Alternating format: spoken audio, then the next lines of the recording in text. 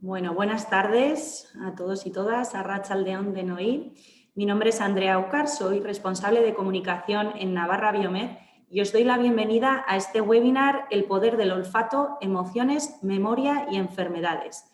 Esta actividad forma parte del compromiso de Navarra Biomed por acercar la ciencia a la ciudadanía y, como ya anunciábamos hace unos días, forma parte de las actividades de divulgación del proyecto INOLFAT.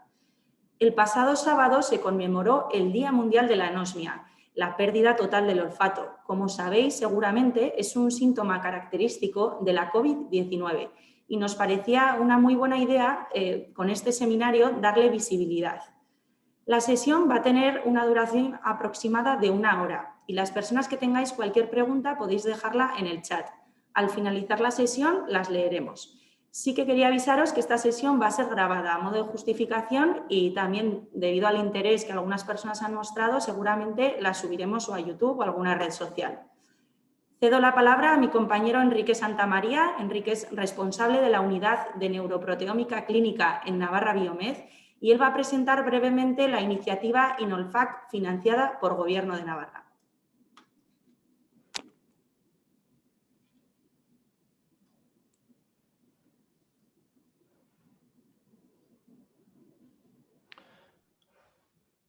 Gracias, Andrea. Buenas tardes a todos y todas. Como bien dice Andrea, voy a presentar brevemente y trataré de hacerlo de manera sencilla en qué consiste la iniciativa INOLFAT, recientemente financiada por el Gobierno de Navarra y en la que participan 6 instituciones que podéis ver aquí qué instituciones son, que más adelante pasaré a presentaros. Como bien pone en la primera slide, el proyecto INOLFAT prácticamente es una innovación radical a través del olfato, ¿vale? Lo que es el proyecto, la idea semilla surge allí en el 2019 y durante el 2020 le hemos estado dando forma hasta que hemos presentado el proyecto al Gobierno de Navarra, que lo consideró un proyecto estratégico para la Comunidad Foral de Navarra y lo financió con 1.700.000 euros, ¿vale? Como pone aquí en el título, fundamentalmente, INOLFAT persigue la implementación de medicina de precisión olfatoria y desarrollar terapias nasales que modulen el sistema inmune para un beneficio en el envejecimiento y en situación neurodegenerativa, como puede ser Alzheimer y Parkinson. Es un proyecto muy amplio. Si tuviera que resumirlo en una frase, sería esta que he añadido aquí, en el que INOLFAT persigue caracterizar al máximo detalle posible el eje olfato-sistema inmune-cerebro. Es una frase tan sencilla como compleja en toda su extensión cuando empezamos a hablar a nivel celular y molecular. Vale, ¿quiénes somos? ¿Quiénes formamos el equipo de INOLFAT?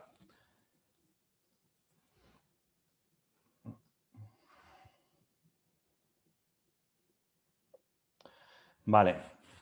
Participan 2 centros sanitarios navarros, que son el Complejo Hospitalario de Navarra y la Clínica Universidad de Navarra. Y en el proyecto ponen todo su expertise .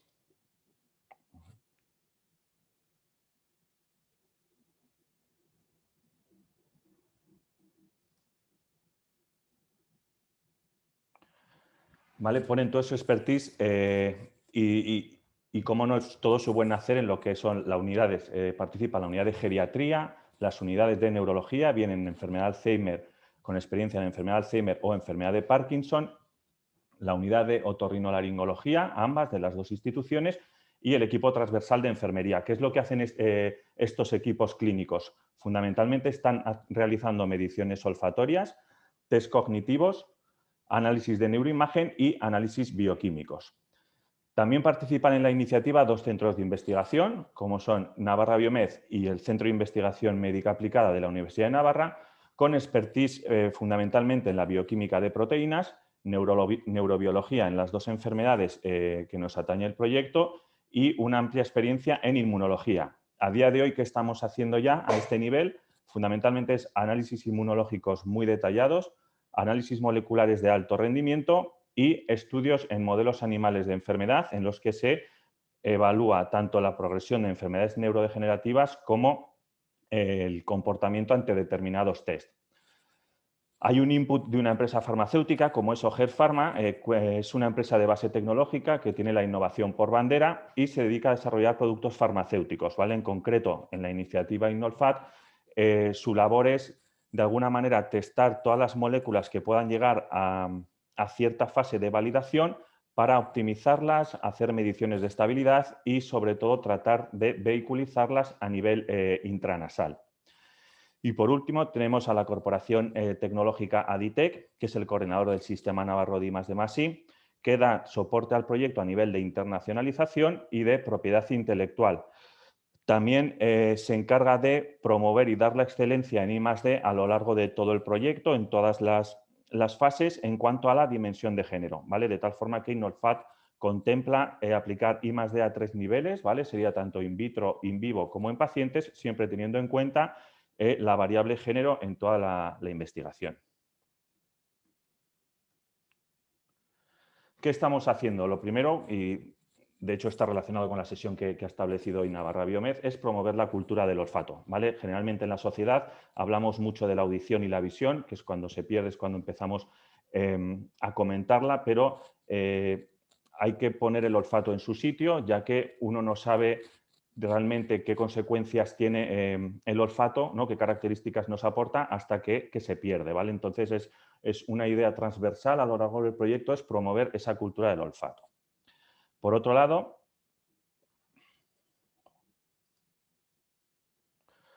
estamos realizando, como ya mencionaba anteriormente, mediciones olfatorias, ¿vale? Estas mediciones olfatorias se están realizando en dos contextos diferentes, son en 180 personas mayores en 3 entornos diferentes, ¿vale? A nivel hospitalario, a nivel ambulatorio y a nivel residencial, y en torno a 200 pacientes, tanto con patología de Alzheimer y Parkinson, en sus estadios más precoces.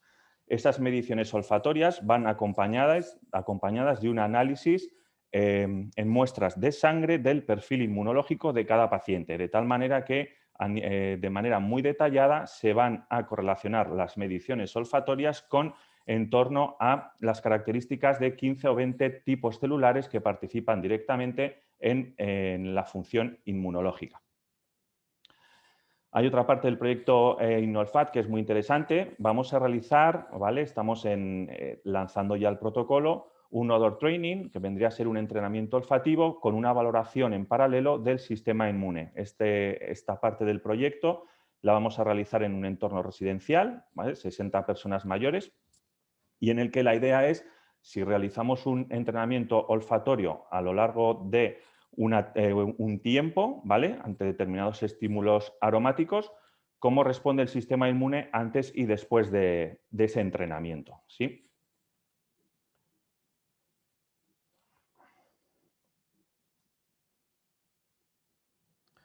Y por otro lado, y ya voy acabando, hay otra parte que centramos toda la I+D de Innolfat en la caracterización de determinados aromas, que ya sabemos que son inmunoactivadores o inmunosupresores, y determinadas moléculas. Todo ello siempre enfocado a desarrollar a medio y largo plazo potenciales terapias nasales que nos permitan modular el sistema inmune en patología cerebral, ¿vale? Y estos desarrollos van siempre encaminados a establecer terapias lo menos invasivas posibles. Como os muestro aquí en la diapositiva, estamos jugando con aromas y determinadas moléculas que algunas de ellas están en fase bastante avanzada. Para ello se han tenido que desarrollar diferentes artilugios, como podéis ver aquí, para someter a los modelos animales, en concreto modelo de ratón de enfermedad de Alzheimer y modelo de rata para la enfermedad de Parkinson, a diferentes aromas, estableciendo un sistema, de especie de puff, en el que cada cierto tiempo esos ratones van siendo digamos, estimulados con determinados aromas en determinada cantidad, y lo que se quiere saber es si esos aromas tienen un impacto en la progresión de la enfermedad, y para ello se realizan en paralelo test de comportamiento de los animales. Una parte muy interesante también de Innolfat comprende el poder tener la oportunidad de trabajar con células olfatorias procedentes de la cavidad nasal tanto en pacientes de edad avanzada como en pacientes que tienen tanto patología de Alzheimer como patología de Parkinson. Esto nos va a permitir establecer cultivos celulares, un cultivo celular procedente de cada uno de los pacientes incluidos en el estudio, que nos va a permitir, como comentaba, tener poder realizar ya experimentos más a nivel in vitro y de manera mucho más controlada en el laboratorio. La siguiente fase es una fase de secuenciación masiva de proteínas, la que en el contexto de la parte del proyecto que se centra en humanos nos va a permitir tener huellas olfatorias personalizadas sobre las que poder trabajar. Esta tecnología también se va a utilizar en las regiones que consideremos que ambos modelos, tanto de ratón y de rata, han sufrido algún impacto por haber recibido ciertos aromas en combinación con algunas moléculas, y esas regiones cerebrales también serán sometidas a análisis moleculares muy exhaustivos. La siguiente fase, ¿cuál es? Es todas las moléculas que vayan derivando de INNOLFAT, ¿vale? Que pueden ser tanto proteínas como péptidos, sería testar su efecto terapéutico, tanto en el modelo de Alzheimer como en el modelo de la enfermedad de Parkinson. Para ello se realizarán administraciones intranasales, que han sufrido previamente mucho control de calidad, mucho testaje de comportamiento y estabilidad del compuesto, y aquí en esta fase ya lo que perseguimos es, nos hacemos estas preguntas, ¿no? ¿Somos capaces con estos nuevos tratamientos de disminuir la patología? ¿La podemos ralentizar? O incluso plantearnos, ¿por qué no?, el poder evitarla. Finalmente, todos estos desarrollos, tanto biomédicos como tecnológicos, todo lo que agrupa todas las fases de la iniciativa INNOLFAT, van encaminadas a que esto pueda, de alguna manera, en un futuro implementarse como una terapia que mejore la calidad de vida de los pacientes y de la población en general.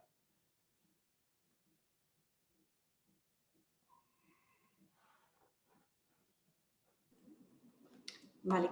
¿Has concluido, Quique? Sí. No, estoy Perdón. intentando... ¿Vale?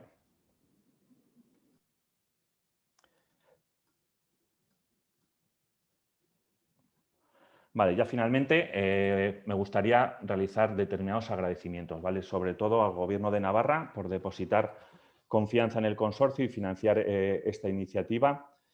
Por supuesto, un agradecimiento especial a los pacientes y nuestros mayores que quieren participar en todas las fases del proyecto INNOLFAT. Cómo no agradecer a esas asociaciones, ¿no?, de familiares y enfermos de Alzheimer, como son AFAN, Asociación Navarra de Parkinson, ANAPAR, Federación Española de Parkinson y las federaciones CERMIN Navarra y COCENFE Navarra, por apoyar la iniciativa desde un primer momento. Me gustaría también nombrar tanto al IMIM, el Hospital del Mar de Barcelona, como a la Red Olfativa Española, ¿vale? En concreto al IMIM, agradecerles esa facilidad que nos han dado a miembros de INNOLFAT de poder aprender cierta metodología a implementar aquí en el Complejo Hospitalario de Navarra en lo que concierne a trabajar con material olfatorio. Y, por supuesto, a la Red Olfativa Española, que hoy vamos a tener a su presidenta a continuación, de nuevo por apoyar desde el principio la iniciativa. Y ya para acabar, agradecer, es un agradecimiento bastante grande, no solo a todas las instituciones que participan en INNOLFAT, pero no solo al personal técnico, sanitario y científico, sino también a esas unidades de comunicación y de gestión que hacen que la rueda de INNOLFAT vaya al ritmo que tiene que ir. Y por mi parte, esto es todo. Gracias por su atención. Muchas gracias, Quique. Os presento ahora a nuestra invitada, Laura López Mascaraque. Laura es doctora en neurociencias e investigadora del CSIC y lidera el grupo de desarrollo de telencéfalo, corteza cerebral y sistema olfativo en el Instituto Cajal de Madrid. En su grupo estudian el desarrollo del cerebro, en particular cómo un conjunto de células madre neurales se expande y diferencia para crear finalmente un cerebro de un tamaño y composición celular adecuada. Es presidenta de la Red Olfativa Española y miembro del Comité Mujer y Neurociencia de la Sociedad Española de Neurociencias. Forma parte de paneles de expertos en la Agencia Estatal de Investigación y de otras agencias europeas y es miembro de varios comités editoriales en revistas internacionales. Laura es también una apasionada de la divulgación científica, prueba de ello es su participación en esta jornada. Ha publicado varios libros y en 2018 fue galardonada con el Premio Europeo de Divulgación Científica en Neurociencias. Bienvenida, Laura, y gracias por participar en este acto. Muchas gracias y la verdad que es un placer el que me hayáis invitado a participar en este evento y desde luego el hecho de este proyecto que está llevando a cabo Enrique es un proyecto muy interesante y que le veo mucho futuro. Bueno, pues voy a iniciarme. A ver.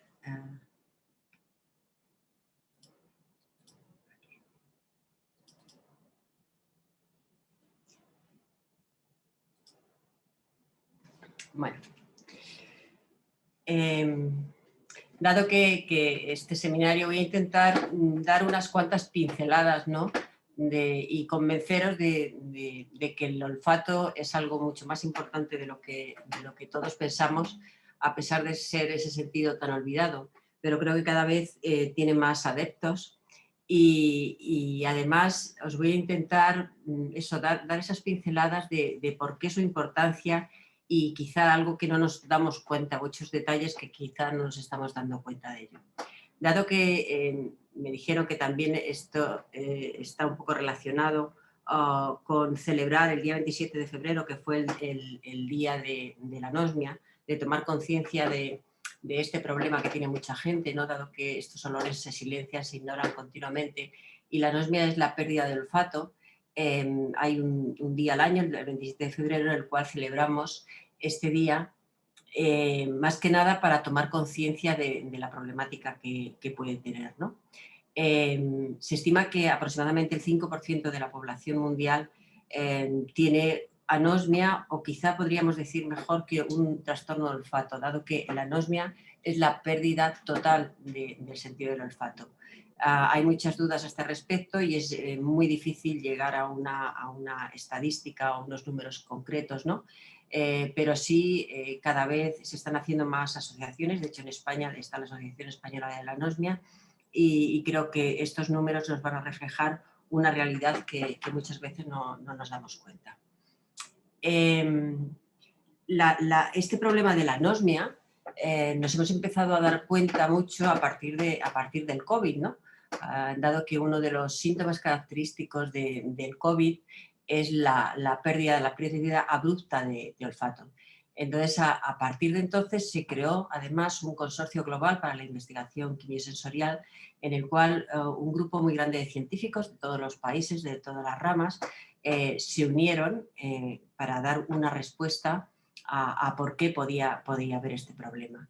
Es decir, que se van tocando muchos campos en los cuales se va viendo cómo el olfato es algo más importante de lo que vamos pensando, ¿no?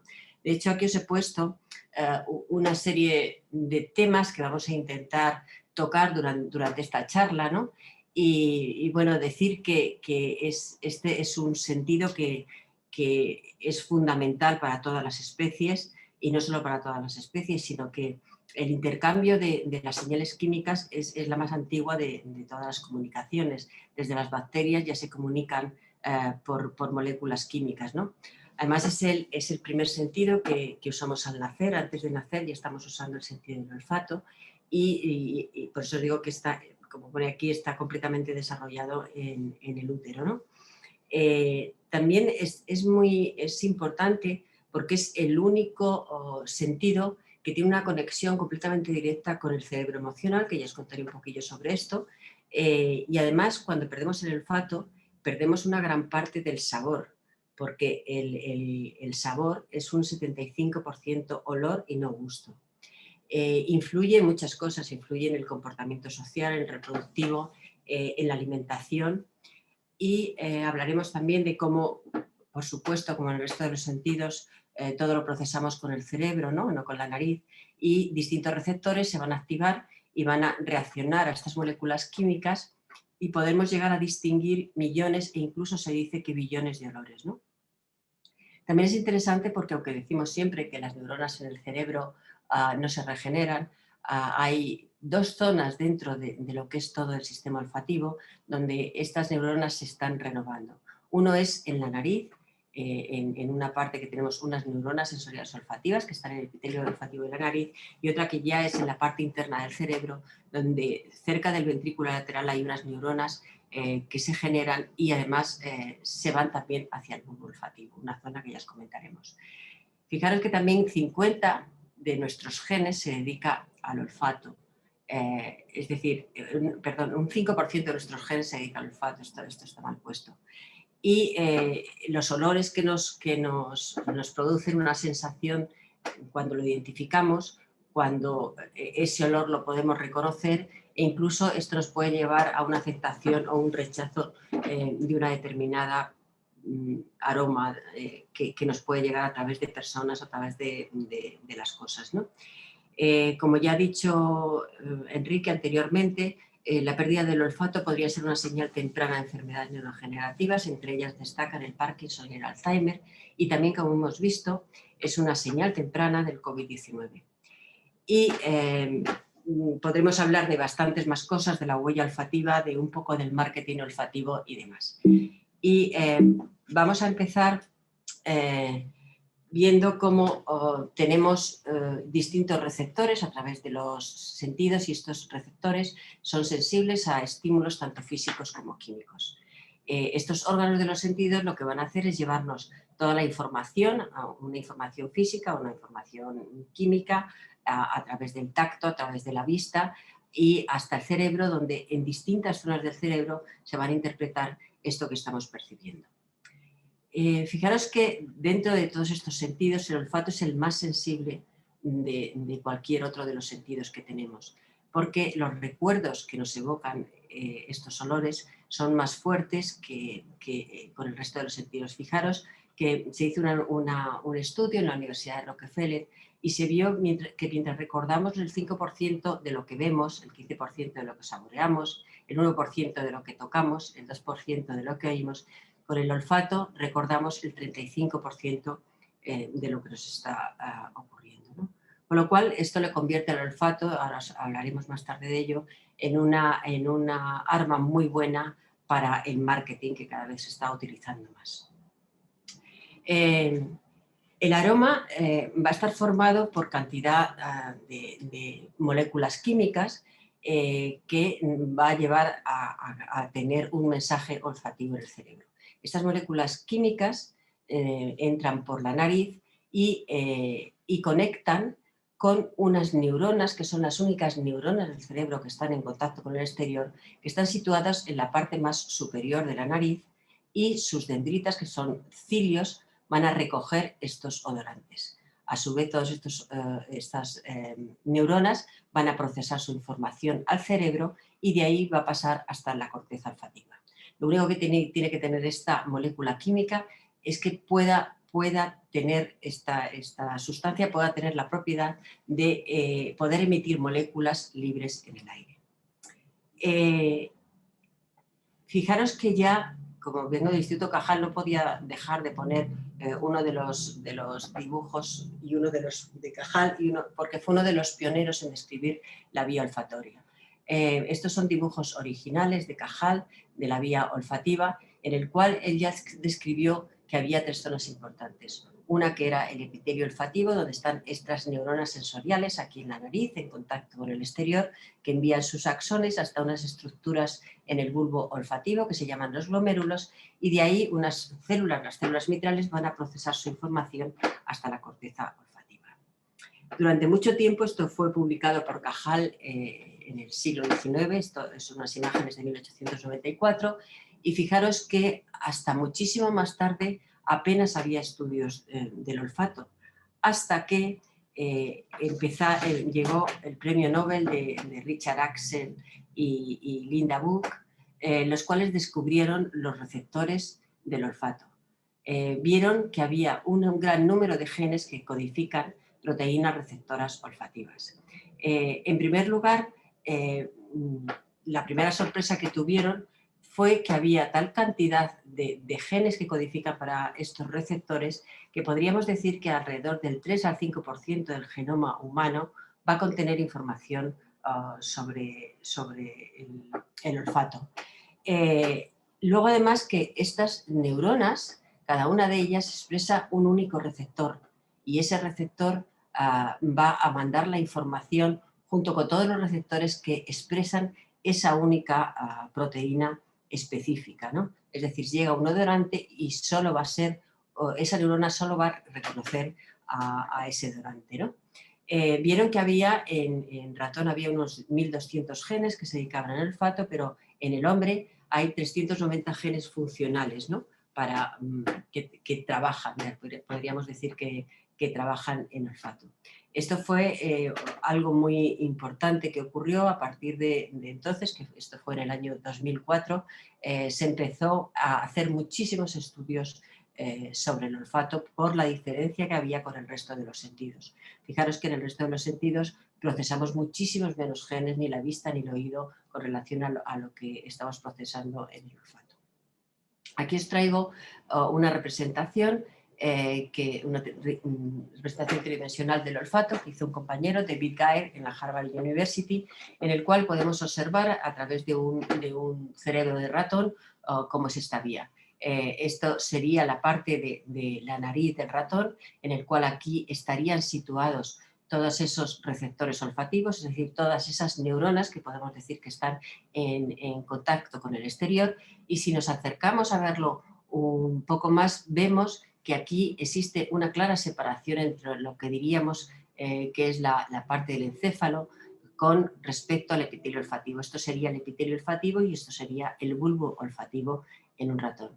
Bien, pues todas estas células que se están viendo aquí de distintos, perdón, que es que esto no acaba de pasar, de distintos colores, vemos que son células que están dispuestas, aquí en este caso, en 4 zonas distintas del epitelio olfativo del ratón y que todas están conectadas a través de un axón que va a llegar hasta el bulbo olfativo. Bien, lo que ocurre cuando llega un odorante determinado, se activan una serie de receptores específicos que van a conectar con una serie de esas moléculas, con una serie de neuronas sensoriales olfativas, y además cada una de estas neuronas se va a agrupar su axón en un haz de fibras, y el cual va a inervar un solo glomérulo dentro del bulbo olfativo. Aquí vemos cómo esta información pasa desde estas neuronas sensoriales olfativas hasta llegar al bulbo olfativo, y aquí conecta con esas estructuras que llamamos los glomérulos, que van a ser la primera sinapsis que van a tener con el cerebro, diríamos. Esto finalmente acaba conectando con el resto de las áreas que serían toda la corteza olfativa y parte del sistema límbico, que ya lo iremos viendo a partir de ahora. Aquí os muestro algunos ejemplos en nuestro laboratorio en el cual podemos observar todo esto que os he mostrado mediante las imágenes de Cajal, posteriormente con esta reconstrucción tridimensional, y aquí vemos que con distintas técnicas, por ejemplo con animales transgénicos, haciendo una detección de proteínas o hibridación in situ o inmunohistoquímica con distintos trazados de vía, podemos ver cómo es la disposición de estas neuronas olfativas en el epitelio olfativo, que sería en este caso esta zona, y cómo va a llegar la información hasta estos glomérulos que se disponen en estas estructuras que son el bulbo olfativo. Si pasamos un poco más adelante, aquí se me ha colado una imagen, vemos que con otro tipo de técnicas podemos marcar distintas células desde el inicio del desarrollo en útero, y podemos ver cómo se localizan dentro de un bulbo olfativo adulto.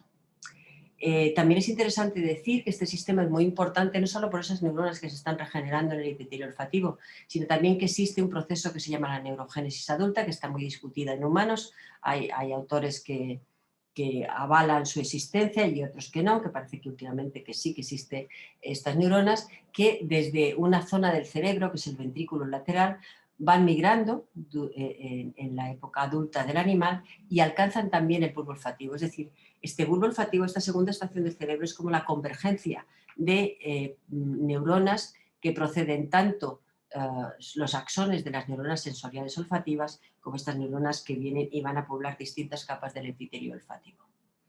Bien, entonces esto sería un esquema muy general de cómo sería la información, cómo sería el acoplamiento de estos receptores, que es a través de proteínas G, cómo esta información va a llegar a distintas áreas y cómo estos aromas, mediante distintas moléculas, nos van a dar cuál es el aroma que tiene una sustancia determinada.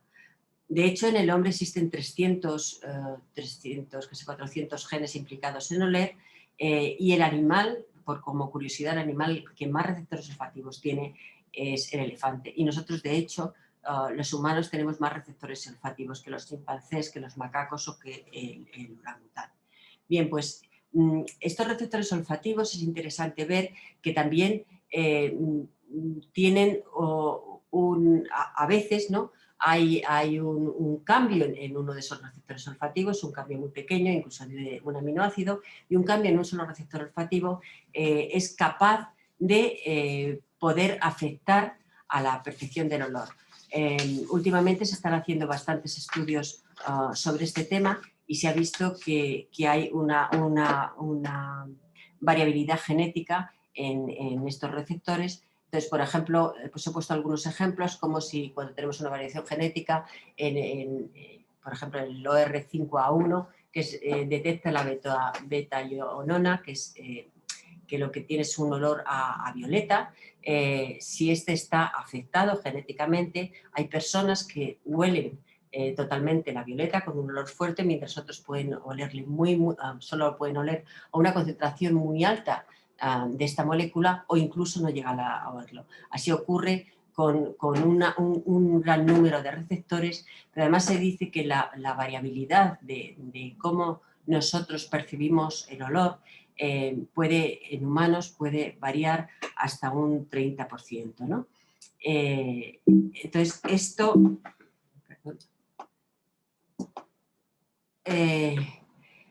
esto es interesante porque tenemos que dar cuenta que cada vez que olemos, cada vez que respiramos, estamos oliendo. Y oler, por lo tanto, es un proceso totalmente involuntario, no nos ocurre como con otro tipo de sentidos, ¿no? Entonces, cada vez que olemos podemos decir que estamos trabajando el cerebro, es decir, están millones de neuronas que están en el epitelio olfativo que se están exponiendo a esas moléculas y de alguna manera se están activando una combinación de esos odorantes, lo cual lleva a millones de combinaciones de aromas que son los que parece ser que están descritos. Estas sustancias que nos llegan, estas moléculas que nos llegan, tienen una forma determinada y dependiendo de la forma que tienen estas moléculas y cómo se va a acoplar al receptor olfativo, vamos a detectar distintos olores. Entonces, normalmente estas moléculas que llevan grupos azufre podrían tener olores que en general nos puedan resultar desagradables. Pero también podemos decir que estos olores realmente no están estructurados, es decir, los olores en sí, lo que son los aromas, los aromas que llegan, no son objetos que se puedan asignar unas características físicas en el espacio, sino que son una mezcla de distintas composiciones y son además muy difíciles de clasificar.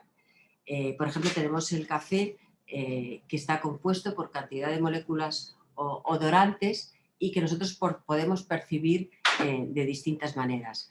¿Por qué? Porque el aroma realmente no son un odorante, sino que el aroma está formado por un conjunto de odorantes, de moléculas distintas que todas ellas van a componer un aroma determinado.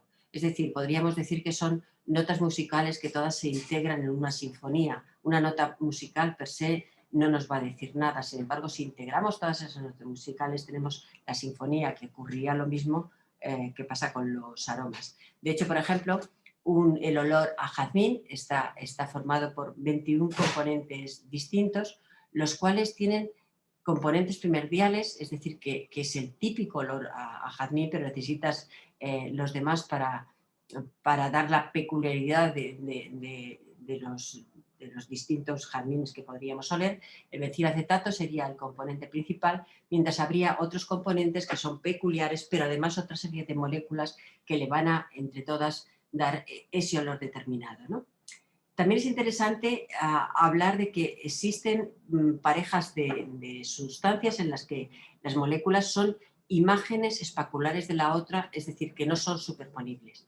Bien, pues esto es interesante porque nuestro olfato es capaz de discriminar estos dos enantiómetros. Por ejemplo, en la carbona, dependiendo si está orientado a la derecha o a la izquierda, nos puede oler a hierbabuena o alcarabea, que es un tipo de comino, o el limoneno, que también, dependiendo si está orientado a la derecha o a la izquierda, nos va a dar un olor a limón o a naranja.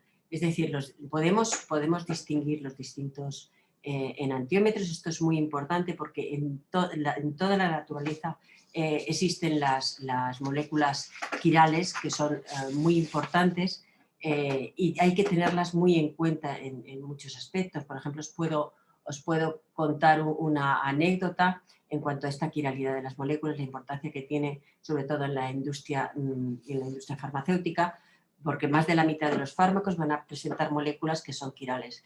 En los años 50, os acordáis probablemente de la talidomida, que es una molécula que se daba en aquella época, lo sacó un laboratorio alemán, un jarabe que se daba para quitar los vómitos en las embarazadas, ¿no?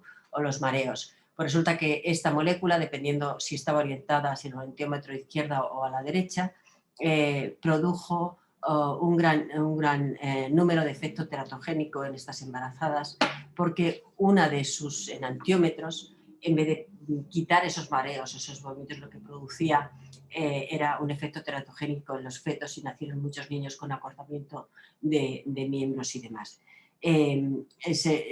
Con lo cual, como veis, estas moléculas, incluso nosotros con el olfato, somos capaces de distinguirlos. Pongo estos dos ejemplos, pero hay otros cuantos más. También es importante el umbral olfativo, es decir, el umbral es la concentración más baja de olor que al menos en el 50% de los humanos nos va a provocar una respuesta sensorial. Dentro de los aremos tenemos un umbral de detección, es decir, sabemos que existe un olor, pero simplemente detectamos que existe el olor, pero somos todavía incapaces de reconocerlo. Este umbral de reconocimiento ocurre a una determinada concentración y esto es muy importante en moléculas como por ejemplo el metilmercaptano, que fijaros que dicen que con 3 gotas en una piscina olímpica podríamos llegar a detectarlo y es lo que se pone en el gas natural que no huele para poder detectar cuando existe una fuga. Hay otras moléculas que también son importantes y también es importante en esto de los aromas que la cualidad de estos olores podría variar con la concentración. Por ejemplo, una molécula que se llama el indol, que es uno de los productos de degradación metabólica del triptófano. Lo que ocurre es que a concentraciones muy bajas huele a flores, huele muy bien, y sin embargo a altas concentraciones huele a algo podrido, malo y demás. Sin embargo, es una de las moléculas que más se están utilizando en los perfumes, ¿no? Pero bueno, que hay que tener en cuenta también esta concentración de moléculas que nos puede llevar a tener olores realmente desagradables. También todo esto es importante, los aromas también en cuanto a que nosotros también tenemos una huella aromática y lo que pasa es que nosotros segregamos muchas sustancias, o sea, como el cuerpo humano va a segregar muchas sustancias y entonces cada persona va a tener un perfil de bacterias, que fijaros que podemos albergar hasta 1 millón de bacterias por centímetro cuadrado en determinadas zonas del cuerpo, en el cual van a intervenir en la producción de olores. Realmente el sudor per se no huele, sino huele los productos y los compuestos volátiles que producen las bacterias, ¿no? Entonces, por eso vemos que dependiendo de la zona del cuerpo vamos a tener un perfil determinado de olores, ¿no? Dependiendo de esas moléculas que se vayan ahí, esas moléculas que van a ser responsables, ¿no? De alguno de esos olores específicos. Simplemente como anécdota os comento que se están buscando ya tantos tipos de olores que, por ejemplo, se ha visto los japoneses que son muy cuidadosos con los olores y se dedican mucho a estudiar, ¿no? De dónde vienen los olores y demás. Todo el mundo podemos, en determinados momentos de la vida, se pueden producir olores determinados en la piel. Y, por ejemplo, se ha visto que el olor de los abuelos, que dicen, que lo llaman el kareishu, está provocado por el 2-nonenal, ¿no? Esta molécula lo que hace en general es una molécula que se genera, ¿no? Al oxidarse algunos de los ácidos grasos y provoca un olor característico, ¿no?, a cera o grasa, ¿no? Y hay otro olor que es el Sutoresushu, que es el olor del estrés, que también cuando estamos en determinados momentos, en situaciones muy tensas, se puede encontrar, hay unos aromas que tienen un poco de azufre o anilmercaptano, en los cuales se puede llegar a oler desde cebolla cocida hasta cerveza rancia, dicen, ¿no? Pero bueno, en general, en todos los momentos, también todos los cambios hormonales nos pueden producir distintos olores característicos, ¿no? Momentos de la vida, o también está muy asociado a enfermedades. De ahí que ahora mismo se está estudiando lo que llaman la huella olfativa, la huella aromática, porque al tener cada persona va a tener un olor único, que sería nuestra huella dactilar, ¿no? Excepto en gemelos idénticos que tendrían la misma huella dactilar. Entonces, aunque tengamos colonias, aunque tengamos situaciones de estas de estrés, a pesar de la edad, hay un olor base de cada una de las personas, y esto se está estudiando sobre todo mucho por grupos en Israel, ¿no?, en el cual se está empezando a intentar sacar de dónde, cómo podemos identificar por la huella aromática a una persona, como pueden hacer los perros con nosotros. A un perro le enseñas una camiseta y ese perro te va a buscar y a ver si te encuentra dónde estás en un momento determinado. Entonces dicen que esta huella olfativa es un espejo del genoma olfativo de una persona. Se está empezando a usar para ver si se podría determinar si una persona ha estado en un determinado espacio, en criminología o en la búsqueda de determinadas personas. Aquí entraría muchísimo, por supuesto, toda la parte que se dedica a las narices electrónicas y demás, los cuales podrían estar funcionando en este aspecto, ¿no? También os quería hablar un poco de lo que es la memoria olfativa.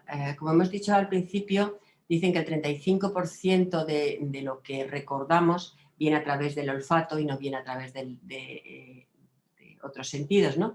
Y esta memoria olfativa lo que va a hacer es evocar un recuerdo o una experiencia a través de un aroma más que una cosa determinada.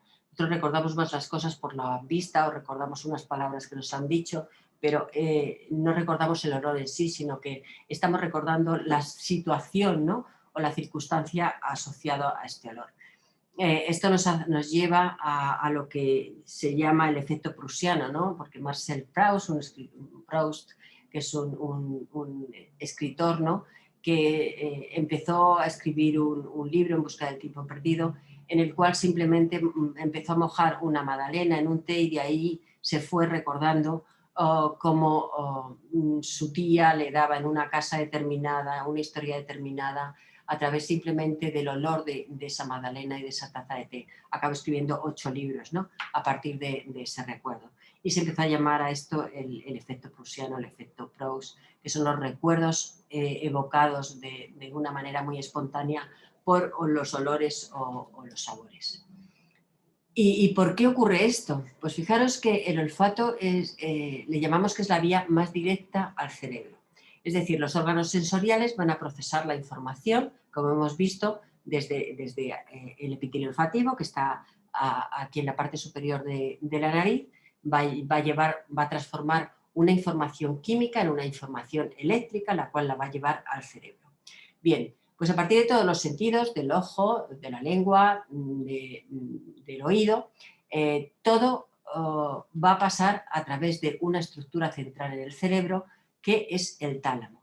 El tálamo es como una especie de filtro que existe en el cerebro. Es como si tuvieses que pasar por un peaje. Toda la información que nos lleva a través de los sentidos pasa a través del tálamo y de allí se dirige a las distintas cortezas cerebrales, las cuales van a procesar la información y nos van a dar una respuesta determinada.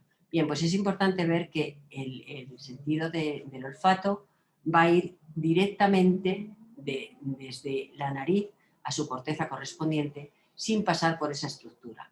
Y además va a conectar con una estructura muy importante, que es el sistema límbico o el cerebro emocional.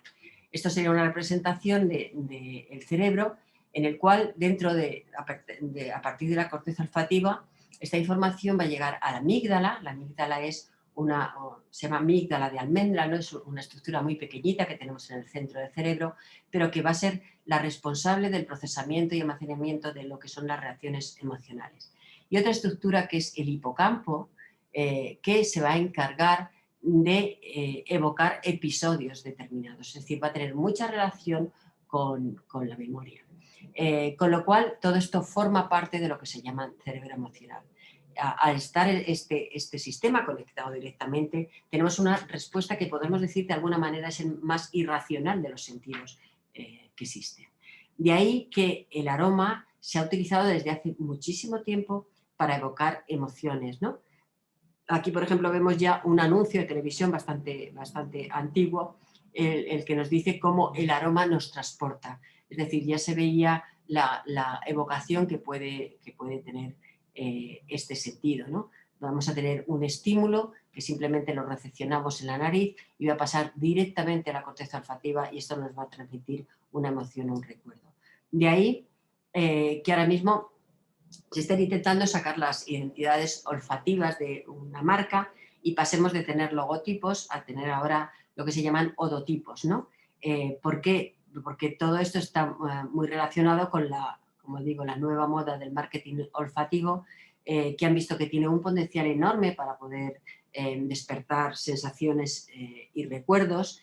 Ven que ese recuerdo es más duradero en el tiempo, como hemos visto el 35% de lo que recordamos es olfato, pueden crear lazos mucho más emotivos y hay de alguna manera un contacto emocional con el consumidor para que pueda recordar esa marca. También comentaros solo un poquito cómo pueden existir nombres para los colores, para las palabras, para demás, pero el lenguaje del olor realmente no tiene apenas vocabulario porque no es un lenguaje olfativo, ¿no? Los olores no pueden clasificarse, no pueden medirse, ¿no? Sino que se va a basar en sensaciones muy personales, en sensaciones subjetivas y además no hemos aprendido nunca los olores, con lo cual, en general, vamos a llamar a los olores por las mismas cosas. Huele a rosa porque es una rosa, o huele a cualquier, tiene olor a madera o tiene olor a hierba, ¿no? Pero no hay en general un vocabulario específico para los aromas. De ahí que necesitamos lo que llamamos las ruedas de sabores o de aromas, las cuales nos van acercando a definir un aroma determinado, si es un aroma floral, si es un aroma a maderas o si es un aroma a comida. Y fijaros que estas ruedas existen desde hace muchísimo tiempo. Fijaros que ya en la Edad Media los médicos utilizaban estas ruedas de orina en los cuales los pacientes llevaban en frascas de cristal su orina y el médico miraba el color, también intentaba ver a qué olía, incluso en muchos casos lo probaba, de ahí que, por ejemplo, la diabetes mellitus, ¿no? Se llama así por su olor a miel. Y esta pregunta que se nos hacemos muchas veces, ¿olemos solo por la nariz? Pues realmente, finalmente, no tiene por qué ser a través de la nariz, pero nos va a llegar a la misma zona, que es el epitelio olfativo. Tenemos una forma de olfacción, que es lo que llamamos la olfacción ortonasal, que es la que se percibe directamente por las fosas nasales y normalmente son moléculas, como os he dicho, moléculas volátiles, ¿no? Que se van a evaporar directamente, van a pasar mediante la inhalación, van a llegar a la nariz y aquí van a conectar con esas neuronas olfativas que os digo que están en la parte final de la nariz. Pero el otro tipo de olfacción que tenemos es la vía retronasal. Habéis oído hablar seguro, ahora está muy de moda, las catas, ¿no? Y hay mucho lo que es el componente retronasal. Entonces, lo que se va a percibir es a través de la cavidad bucal, en el cual, en el momento en el cual estamos masticando la comida o de alguna manera disfrutando del alimento, hay una parte de todos esos aromas que va a ir por la parte de atrás retronasalmente y va a llegar también a este epitelio olfativo. Entonces, esto se produce al inhalar y esto se va a producir al exhalar. Nos dicen siempre que la olfacción ortonasal es el que va a producir el placer de la anticipación, y la vía retronasal es la que va a producir el placer de la recompensa, ¿no? Y llegados a esto, podemos decir que uno de los elementos más importantes de lo que llamamos gusto es en realidad una parte del olfato. ¿Por qué? Porque cuando comemos, tanto el sentido del gusto como el del olfato van a trabajar juntos, ¿no?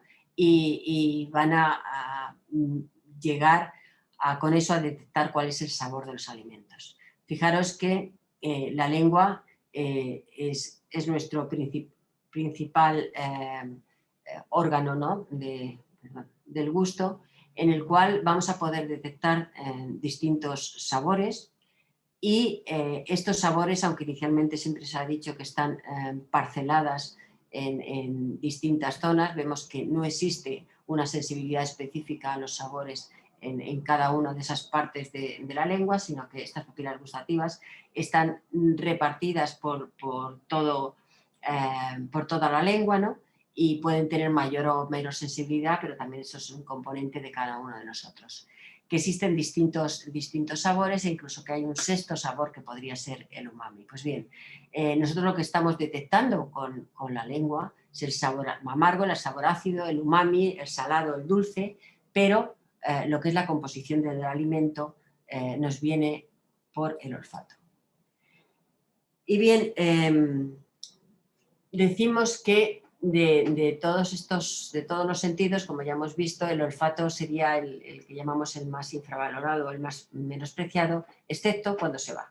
Cuando se va tenemos un problema. Creo que mucha gente lo ha podido, no sé si de los que estáis aquí, pero un gran número de personas ha sufrido una anosmia de una forma abrupta cuando ha tenido la COVID-19, y es cuando de verdad se empieza a echar de menos y nos parece que nos estamos sintiendo en un mundo gris, ¿no? De alguna manera. Y hay varias alteraciones del olfato, que serían la anosmia, que sería la ausencia total de olfacción, pero luego existe la hiposmia, que sería una disminución del umbral olfatorio, la hiperosmia, que sería una exageración de ese olfato, existe la cacosmia, que es percepción continua de malos olores, hay alucinaciones olfatorias, que es una percepción de malos olores, incluso en situaciones que no existe ningún estímulo oloroso. La parosmia, que es una distorsión, ¿no? Olemos, en vez de una flor podemos estar oliendo una comida o cualquier cosa totalmente cambiada. Y distintas investigaciones, y de ahí el proyecto que lleva Enrique Santamaría, apuntan a la pérdida de olfato como un síntoma previo a enfermedades neurodegenerativas. Fijaros que ya en Estados Unidos hay este tipo de carteles en el cual nos dice el olor y tu cerebro, ¿no? Porque se dice que, aunque el sentido del olfato, como el resto de los sentidos, se va perdiendo con la edad, igual que perdemos vista, perdemos oído y demás, dicen que 1 de cada 2 personas pierden el olfato a partir de los 60 años. Y dicen que una pérdida de olfato diagnosticada hasta hace 10 años puede predecir la enfermedad de Parkinson, por ejemplo, ¿no? Porque se ha visto que el 96% de los pacientes que se diagnostican con Parkinson tienen problemas olfativos, y esos problemas olfativos muchas veces ocurren bastante tiempo antes de que tengan una sintomatología de este problema. Igualmente ocurre con el Alzheimer, ¿no? Hay unas distorsiones tempranas en el cual la corteza olfativa es una de las primeras regiones que están afectadas, ¿no? en la enfermedad de Alzheimer, y además en un momento que nosotros estuvimos analizando ratones no transgénicos para la enfermedad de Alzheimer, vimos que bastante antes de que apareciesen los síntomas ya veíamos alguna placa amiloide, por ejemplo, en el bulbo olfativo en estos ratones. Con lo cual hay una relación bastante directa entre lo que es la vía olfativa en el cerebro, lo que es la percepción de los aromas, ¿no? En este tipo de enfermedades neurodegenerativas. Bueno, aquí unas cuantas imágenes mostrando cómo se activan, ¿no? En estas enfermedades se activan una gran parte de todas las zonas olfativas. Y por último quería comentaros un poquito de la anosmia y el COVID-19, ¿no?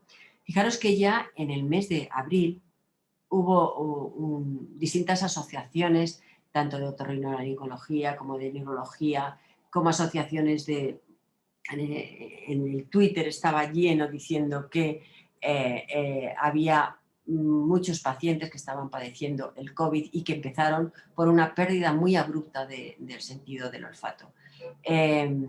Fijaros que cuando hay una infección viral, en general, no se pierde de forma abrupta el olfato, sino que en general va asociado con una congestión, a una hiposmia, incluso puede finalmente acabar en una anosmia, pero en general no es una pérdida tan profunda del olfato. Sin embargo, en este caso ocurrió que sí. SARS-CoV-2 is the virus that causes. Entonces asociaron el SARS, o sea, el coronavirus, ¿no? con estos síntomas, y aquí ya, esto es del 7 de abril del 2020, en el cual decían que todos estos pacientes ya tenían, aparte de otros síntomas, una pérdida de olfato, pero que muchos solo tenían una pérdida de olfato no acompañada de otros síntomas. Sin embargo, tardamos bastante en que pudieran reconocerlo como una sintomatología clara del COVID. Bien, ¿por qué ocurre esto? Ahora se han hecho muchas investigaciones, hay muchísimos trabajos que se están publicando con el olfato y el COVID, de por qué ocurre esto. Y aquí tenemos una imagen de nuevo del epitelio olfativo, y esto sería el bulbo olfativo. Aquí el epitelio olfativo está compuesto por esas neuronas sensoriales olfativas que hemos hablado, que son las que van a llevar la información al cerebro, pero además de eso tiene células madre de las cuales se van a regenerar estas neuronas cada 60 días, y tiene lo que llamamos las células estructurales o las células de soporte. Bien, es interesante ver que estas células sustentaculares tienen unos receptores que justamente es el ACD2, que es el receptor del coronavirus, el cual, como aquí muestra esta imagen, el cual se acopla perfectamente a estas neuronas, a estas células sustentaculares, produce una inflamación, produce una ruptura total de la arquitectura del epitelio olfativo, con lo cual estas células no tienen sustento, estas células van a desaparecer, produce una disfunción olfatoria y posteriormente se podría recuperar. Últimamente hay otros trabajos, este ha salido recientemente, justo la semana pasada, que además de infección por el SARS-CoV-2, lo que ocurre es que cambia la arquitectura de la cromatina de las neuronas olfativas y altera determinados compartimentos multicromosómicos. Con lo cual esto es interesante el saberlo. Creo que ya me estoy quedando sin tiempo, simplemente ya acabo diciendo que en el olfato podemos tener muchos campos, y desde la Red Olfativa Española estamos cubriendo campos como son la biomedicina, la clínica, las narices electrónicas, alimentación y bebidas, agricultura y medio ambiente, higiene, marketing olfativo, divulgación, y dentro de eso hay muchísimos campos que podríamos estar hablando de ellos. Y muchas gracias, y cualquier pregunta me decís. Muchas gracias, Laura. Muy interesante. Sí que tenemos ya algunas preguntas y, si os parece, voy a exponerlas. Y hay también alguna para Quique. Quique, si te puedes poner también la webcam. Nos preguntan cuántas personas participan en el proyecto Inolfat. Quique. Vale, teniendo en cuenta, por ejemplo, si asumimos el número, incluimos los pacientes, ¿no? Las personas que van a participar en el estudio, ahí rondamos cerca de 400, ¿vale? Entre personas mayores y pacientes con enfermedad de Alzheimer y Parkinson.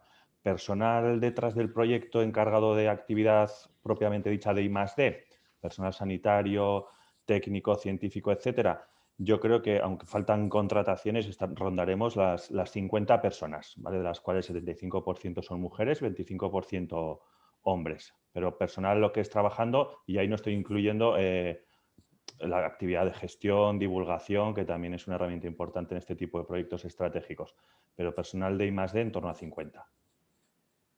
Vale. Otra pregunta, nos dicen si hace una correlación de cómo está esa corteza piriforme y la recepción de esos estímulos. porque en enfermedades como el Alzheimer es una de las primeras afectadas. Si quieres contestar. Sí, en principio, claro, esos estímulos entiendo que se refiere a los aromas, ¿vale? Y el odor training solo se va a hacer en pacientes, ¿vale? En personas mayores que están en entorno residencial. Lo que sí que queremos evaluar en ese tipo de experimentos, aparte de correlacionar actividad olfativa con sistema inmune, sí que es cómo digamos, si podemos ver cambios a nivel cognitivo una vez que hemos entrenado durante un tiempo a estos pacientes. Pero lo que es en sí a la parte del proyecto que implica neurodegeneración, pacientes de Alzheimer y Parkinson, en concreto no va a haber una estimulación olfatoria, ¿vale? Va a haber una medición de esa capacidad olfativa y sí que se acompañarán con test cognitivos y neuroimagen, pero no va a haber un odor training en esos pacientes.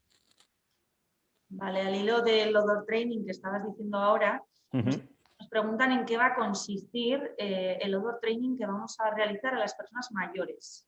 Ahí habéis trabajado los dos con tema de odor training, pero bueno, en este caso en el proyecto, Quique. Sí, en principio se está terminando de pulir el protocolo, pero lo que se contempla es un entrenamiento durante 12 semanas. Queda pendiente decidir si va a ser de manera diaria una vez o dos veces, por la mañana y por la tarde, pero la idea es que los mayores, digamos, entrenen el olfato con un dispositivo que contempla cuatro fragancias, ¿vale? Que son en concreto rosa, limón, eucalipto y clavo. Entonces es estimular, digamos, entrenar el olfato con esas 4 fragancias durante 12 semanas y al principio y al final del estudio se va a caracterizar también a nivel molecular el epitelio olfatorio de estos pacientes para establecer correlaciones de capacidad olfativa con cambios a nivel molecular y también con test de cognición. Vale. Nos preguntan cómo conseguimos detectar billones de olores con apenas 400 receptores. ¿Se combinan diferentes receptores cada vez o puede un mismo receptor dar lugar a diferentes percepciones de olor en función del compuesto que lo activa? Sí, se combinan los 400 receptores, pero hay que tener en cuenta que, como os he dicho, un olor está formado por muchas moléculas muy complejas. Y lo que se hizo, estos son unos experimentos que salieron creo que fueron en el año 2014, un paper en Science por el grupo de Boschal, en los cuales se hicieron combinaciones de absolutamente todos los odorantes, todos los receptores y además con distintas concentraciones, como hemos visto, dependiendo del umbral que tienen, van a tener unos aromas completamente distintos. Se hicieron todas las combinaciones, en principio se dijeron que podíamos detectar 1 billón de olores e incluso Leslie Boschal posteriormente dijo que incluso podíamos poder llegar a detectar trillones de olores. Vale. Otra pregunta para ti, Laura. ¿Las alteraciones del olfato afectan a la generación de recuerdos en el cerebro? Sí, por supuesto. Has comentado antes, pero no sé si quieres matizar. Sí, afectan totalmente, aunque también se dice que por eso muchas personas que están perdiendo la memoria a veces tienen unos recuerdos mucho más pasados, se olvidan más pronto del presente que de aquellos de muy al pasado. Por eso creo que es muy interesante lo que estáis haciendo, ¿no? De poder en personas mayores, ¿no? El dar distintos aromas, ¿no? Para poder provocar y retomar, ¿no? Esas memorias olfativas. Creo que nos puede recordar mucho del pasado, pero nos puede ir retrotrayendo al presente de alguna manera. Vale. ¿Se conoce cuántos tipos celulares distintos pueden llegar a participar en la integración de la señal que provoca un aroma? Es decir, matizan desde que lo detectamos hasta que nos evoca un recuerdo. Bueno, tiene que pasar por muchas estaciones, es decir, primero tiene que haber todas esas interacciones de las neuronas sensoriales olfativas, que puede ser un gran número, depende de la cantidad de odorantes y de la concentración que tengan esos odorantes, todas las interacciones que se producen en la primera estación, ¿no? Que es el epitelio olfativo. De ahí pasaría al bulbo olfativo, donde conectaría no solo con las células mitrales, sino que también va a conectar con otras neuronas y además todas las células de la glía, ¿no? Que también son muy importantes para hacer todo ese procesamiento eléctrico, ¿no? Que pasa en el cerebro. De ahí directamente nos pasa la corteza olfativa y de ahí tiene que pasar al resto de la zona del sistema límbico, incluso a la corteza frontal. Es decir, que habría un gran número de conexiones que al final son milisegundos o menos de milisegundos, ¿no? En todo ese procesamiento, pero tiene que pasar por un gran número de zonas, pero todo esto sin filtrar, como he dicho. No va a pasar por esa estación del medio, del tálamo, ¿no? Que va a filtrar de alguna manera la información, sino que pasa directamente por una vía mucho más rápida.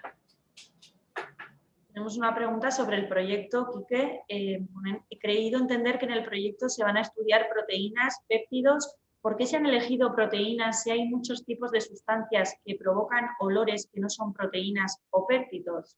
¿Es el grupo mayoritario? Vale, en concreto no escogemos proteínas y péptidos porque tengan aroma en sí mismo. O sea, digamos, la esencia de Ignolfat es apoyarnos en los aromas, no como un método de aromaterapia, sino porque ya sabemos que hay ciertos aromas que son inmunoactivadores o inmunosupresores. Entonces, queremos aprovechar ese factor para incluirlo en nuestra, digamos, formulación intranasal con proteínas y péptidos que tenemos que descubrir. Algunos ya estamos, digamos, valorando, combinando una inyección intranasal péptido aromatizado, digámoslo así, pero la idea es utilizar péptidos y proteínas que sabemos, por experimentos que tenemos que hacer todavía, es que tengan un impacto en neuroinflamación, en sistema inmune. Pero no escogemos proteínas o péptidos porque tengan un aroma ellos per se, sino va a ser una combinación, lo ideal o lo que estamos planteando es combinación de aroma con molécula estimuladora. Tenemos el chat animado, está la gente agradeciendo la sesión. ¿Y hay alguna pregunta más? ¿Se estudia además del efecto en olfato y cognición cambios en el gusto y la ingesta? Sí, también existen cambios. Yo supongo que esto se refiere, como habla un poco de los cambios que existen en el olfato, ¿no? Si podría haber esa variabilidad genética o no genética dentro del gusto. Sí que existe y eso es otro tema que apenas iba a comentar algo, pero no, veía que no me daba tiempo, en el cual en el gusto, por ejemplo, existen problemas, ¿no? Con gente que se llaman, igual que con el olfato se llama anosmia, se llama ageusia, ¿no? Y hay problemas relacionados en los cuales la gente puede cambiar los sabores, es decir, el dulce te puede saber salado, el amargo se puede saber umami. Existen problemas en los cuales hay un bloqueo total de esos receptores en las papilas gustativas, que ocurre bastante en personas, ¿no? Que tienen radioterapia o quimioterapia, ¿no? En los cuales tienen un sabor completamente metálico en la boca y todo les sabe metálico y nada sabe a nada, o incluso sabores totalmente distorsionados, ¿no? Efectivamente sí existen bastantes problemas en la boca que, si no tienes el problema de tener olfato, los puedes suplir un poquito, ¿no? con la parte olfativa. Hay una pregunta relacionada con el tema de la COVID-19. ¿Cómo se explica que algunos pacientes no hayan recuperado el olfato muchos meses después de pasar la infección por COVID-19, teniendo en cuenta la renovación cada 60 días de las neuronas olfatorias? Pues bueno, yo he estado leyendo bastante sobre ello, incluso el otro día estuve asistiendo a un simposio que se habló de este tema. No se sabe, se supone que cuando hay un ataque muy fuerte, ¿no? de este coronavirus, ¿no? A todo el epitelio olfativo, en la cual se desestructura totalmente la arquitectura del sistema olfativo, esto se va, es como si tuvieses una lesión total en el epitelio olfativo. Esto podría ser que quedasen unas células madre que empiecen a recuperar y a formar de nuevo toda esa estructura del epitelio olfativo, pero hasta que no estén las neuronas y esas neuronas sean capaces de reconducir de nuevo la información y aprender a que esa información tiene que tener en cuenta que una molécula va a un glomérulo determinado, desde todas las neuronas que están en el epitelio olfativo. Entonces puede tardar, depende del daño que haya hecho en el epitelio olfativo. Pero vamos, es algo que se está ahora mismo estudiando, porque tener en cuenta que todo esto es muy, muy reciente. Llevamos un año con esta historia. Voy a leer otra pregunta, a ver si la entendéis. ¿Se valora la modificación del visto, es que no sé si es así correcto, en función de la ingesta y la condimentación de esta?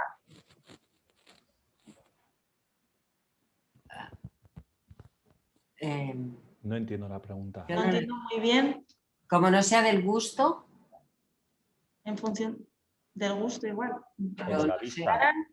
de la- no sé. Me refería aquí abajo. Sí, Inolfac va a estudiar el aspecto del gusto y la ingesta, además de la cognición. Sí, lo han aclarado después. Sí, le he contestado Vale. al chat. Yo Que creo que solo es en el proyecto solo vamos a del gusto. contemplamos la caracterización olfativa.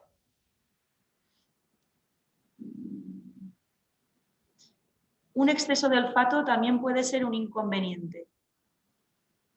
Efectivamente. ¿Lo habéis comentado? A ver si tenemos alguna pregunta más, que no me quiero saltar ninguna. Para Quique, ¿y cómo se estimula el sistema inmunológico con esas sustancias? ¿Es por el propio proceso del olfato o porque penetran en el organismo de alguna otra manera? Bueno, es una de las preguntas del millón, ¿no? Dentro de nuestra idea. En principio, lo que queremos saber es la relación o el conjunto de ellas que te relacione el olfato con el sistema inmune, con el cerebro. Claro, entonces, el sistema inmune, el cerebro tiene sus propias células que participan en el sistema inmune, ¿no? Y luego a nivel circulatorio tenemos otras poblaciones celulares que participan en esa funcionalidad inmunológica. Entonces, lo que estamos intentando ver es si hacemos un estímulo que sabemos que es inmunoactivador por el comportamiento que tienen los ratones y por ciertos análisis moleculares, es ver qué modulación metabólica induce ese estímulo que sabemos que es inmunoactivador, es decir, qué dianas va a tocar, ¿vale? Y a partir de esas dianas nosotros ir para atrás e intentar modularlas, digamos, desde fuera, ¿vale? Pero no sabemos directamente, bueno, eso es uno de nuestros objetivos. A veces igual nos va a poder interesar, nunca vamos a saber qué tipo de modulación inmunológica nos va a interesar. Puede que nos interese estimular el sistema inmune o reducir la actividad del sistema inmune, ¿vale? Pero es uno de los objetivos y es una pregunta muy abierta, ¿vale? Y no tiene respuesta fácil a día de hoy. Bueno, pues no tenemos más preguntas. No sé si Laura, aquí que queréis hacer algún apunte final. A mí, yo un comentario sobre todo a Laura, porque en el contexto del proyecto Proteoma Humano, así como el proyecto del Genoma Humano avanzó muy, muy rápido, el proyecto del Proteoma Humano se ha encontrado con una puerta cerrada que es caracterizar los receptores olfatorios. Es decir, a día de hoy no hay una huella, digamos, de espectrometría de masas para esas 400 proteínas que sabemos que se expresan de manera single a nivel de una sola neurona. Entonces, estamos dando pasos, parte de la comunidad proteómica, de ir a pescar estos receptores olfatorios a nivel ectópico, ¿no? Fuera de lo que sería la cavidad nasal. En esos sistemas también se expresan uno por célula. ¿Se sabe algo al respecto?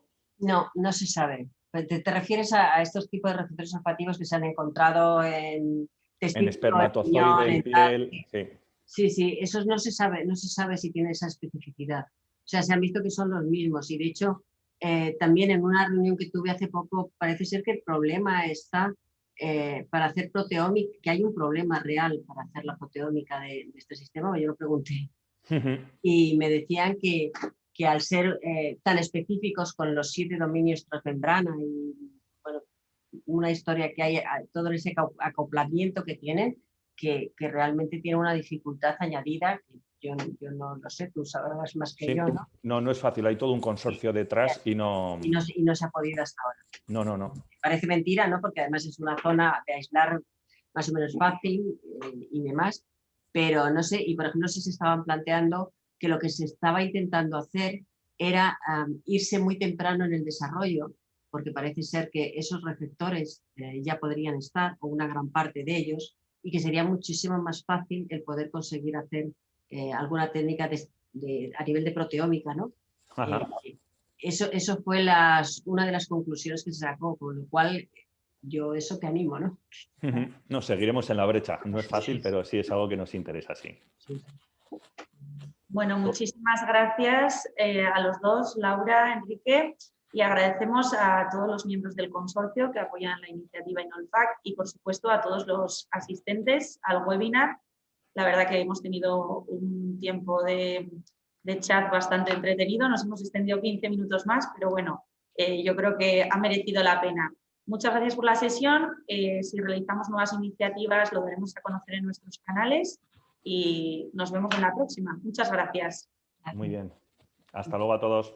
Hasta luego.